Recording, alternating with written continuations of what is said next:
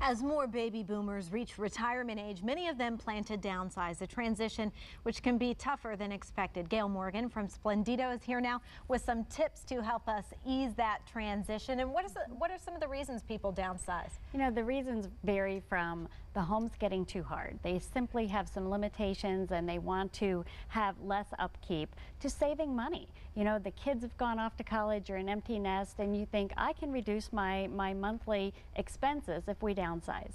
Well, my parents are going through this right now, and it's funny because my dad's been saying it for years. We need to downsize, but sometimes, you know, one of the parents may be fighting it. If you've always lived in a bigger house, it's hard to go to a smaller house. So what are some of the things that we can say to our parents to maybe kind of help nudge them along the way and maybe say, hey, this is a good idea, this is a good thing? Absolutely. Look at what would change. You know, sometimes when they approach this choice, it's what they would give up. I'm going to give up my rose garden. I'm going to give up my 3-car garage. It's the things I'm going to give up. So if you can focus the conversation on what are you going to gain?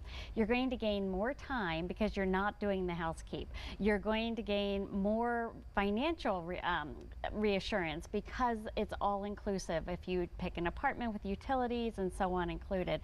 So focus on what you're going to gain. Do you know, one of the things is most senior retirees outlive their ability to drive by 10 years.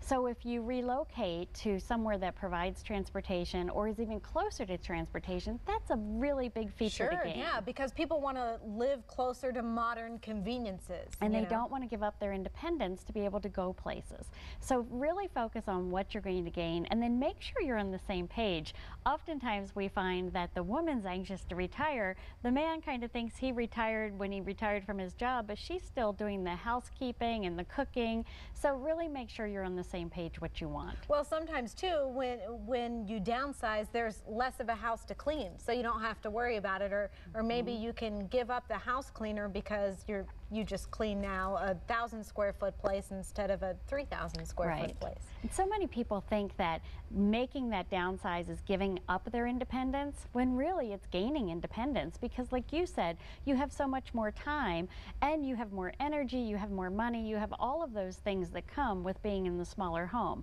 So instead of losing independence, you're gaining it. But then there are also those people that fear that they're not going to get the money out of their house right now because of the economy, the housing market. So what do you say to them? You know, they keep waiting and waiting and waiting, but they may never get that money back. No, and you know, waiting when you're 30 is a lot different than waiting when you're 70 or 75. That is true. Do you really want to wait? And really, what is the home going to recoup? What we're finding is most people that are moving today, they've still been in their homes 10, 15, 20 plus years. There's still appreciation. It may not be the appreciation of a decade ago, but they're still making a profit. So we like to say, don't let that home anchor you, because it becomes an anchor instead of a ability to finance your future. Right, a lot to think about. Thanks so much, Gale. Appreciate you being here.